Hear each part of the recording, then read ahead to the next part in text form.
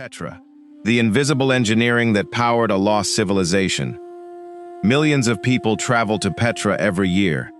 They come to admire its towering temples, its magnificent rock-cut facades, and the breathtaking city carved into rose-red sandstone. But almost everyone leaves believing they have seen Petra's greatest wonder. They haven't, because Petra's greatest achievement isn't carved into the cliffs. It's hidden beneath your feet, invisible to almost every visitor. Hidden within these mountains was an engineering system so extraordinary that it transformed one of the driest places on Earth into a thriving city of nearly 30,000 people. Without it, Petra would never have existed. This is the story of how an ancient civilization outsmarted the desert itself. At first glance, Petra seems impossible.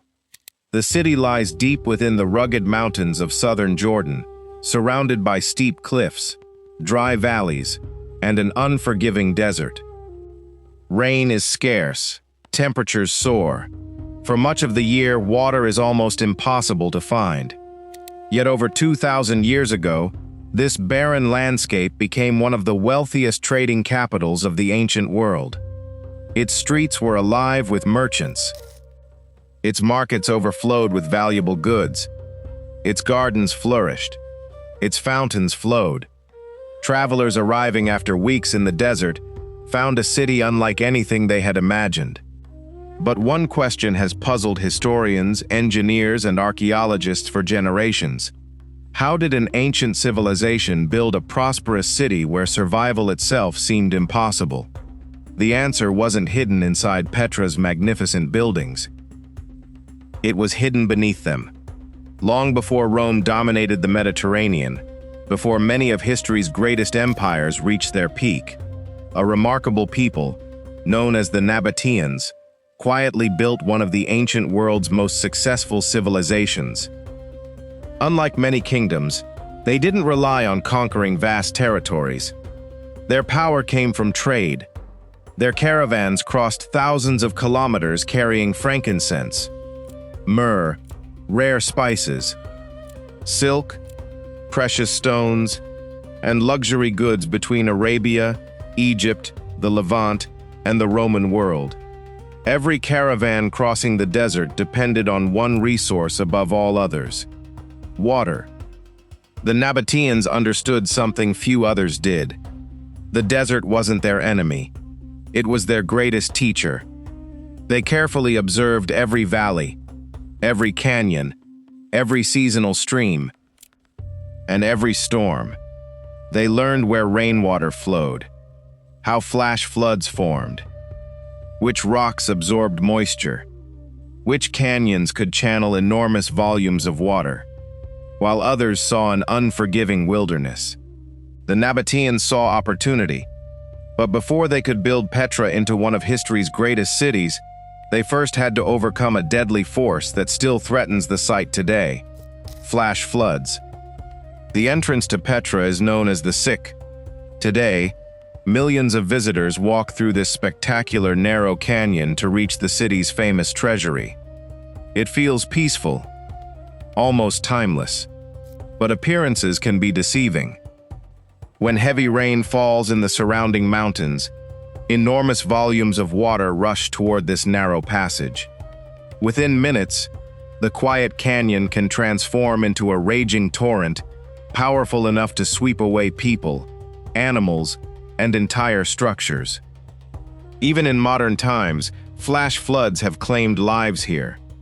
For most civilizations, this landscape would have been impossible to inhabit. The Nabataeans saw something entirely different. They didn't ask, "How do we escape the floods?" Instead, they asked a far more remarkable question: "How can we make the floods work for us?" The Nabataeans understood a simple truth: water could either destroy Petra or make it the greatest city in the desert. The choice depended entirely on engineering. Instead of building walls to stop the floods, they built systems to control them.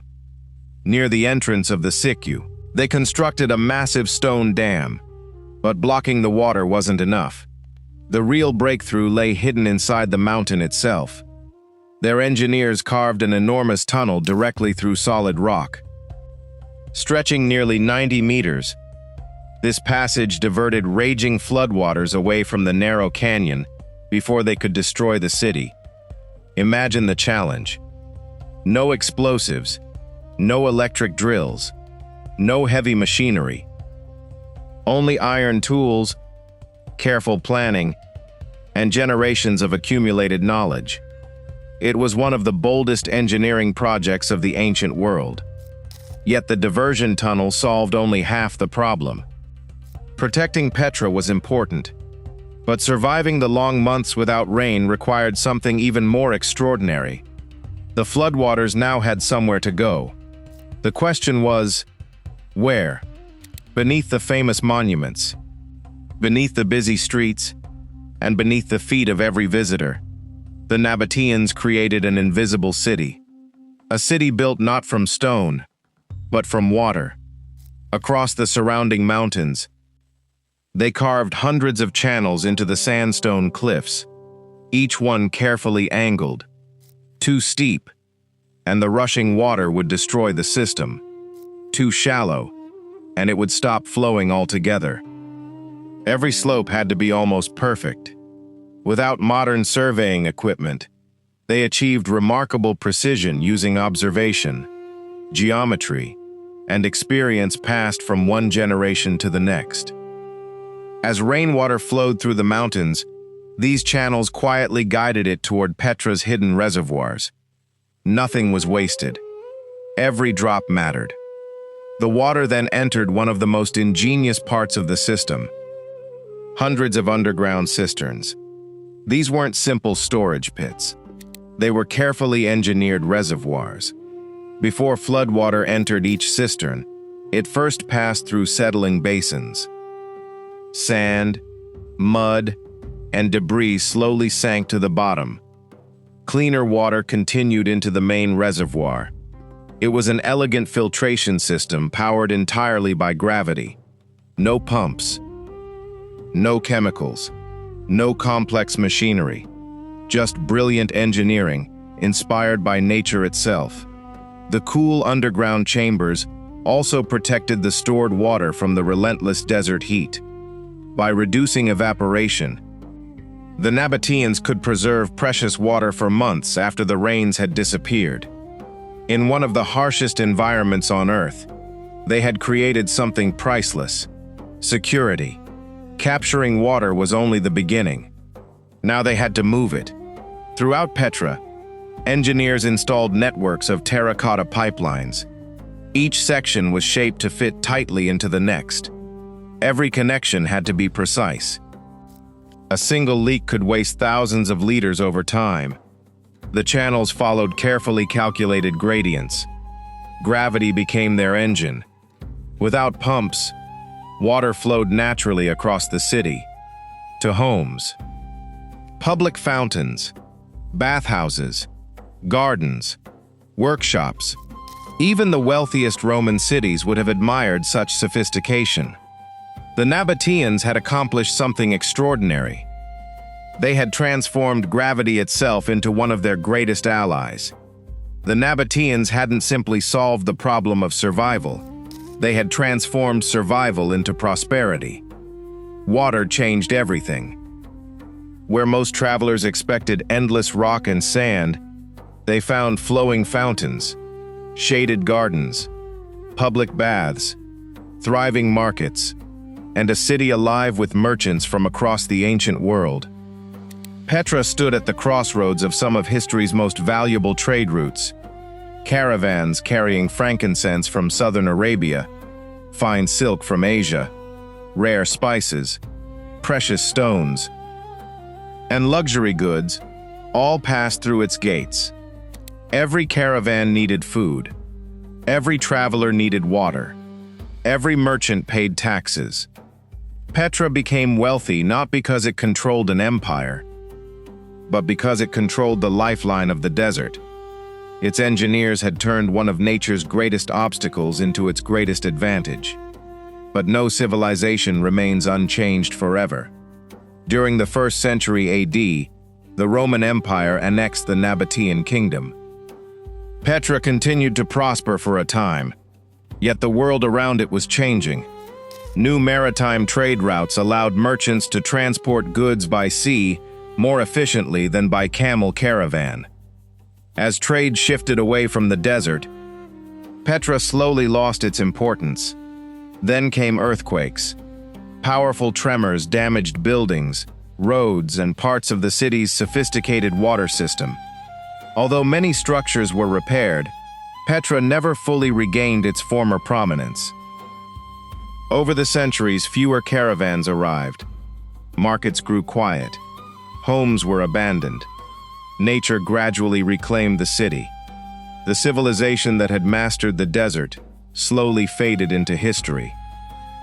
Yet Petra never truly disappeared. Today, archaeologists continue to uncover new sections of its remarkable hydraulic system. Stone channels, hidden reservoirs, ancient dams, terracotta pipelines. Each discovery reveals just how advanced the Nabataean engineers really were.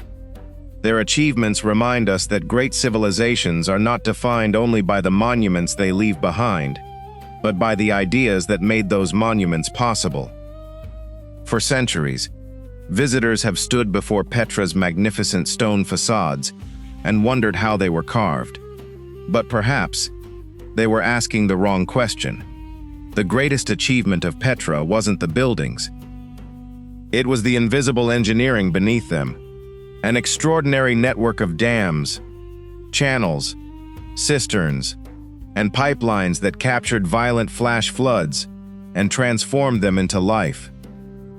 The Nabataeans proved that true engineering isn't about defeating nature. It's about understanding it, working with it, and finding opportunity where everyone else sees impossibility. More than 2,000 years later, their greatest masterpiece remains largely unseen, hidden beneath the feet of millions of visitors, quietly reminding us that history's most remarkable achievements are not always the ones that stand tallest, but the ones that make everything else possible. If you enjoyed uncovering the hidden engineering of Petra, subscribe to Norynth Archive for more stories of ancient civilizations, forgotten engineering, and historical mysteries. In our next documentary, we'll explore another impossible achievement from the ancient world, a city where thousands of people lived underground, and the real reason may surprise you.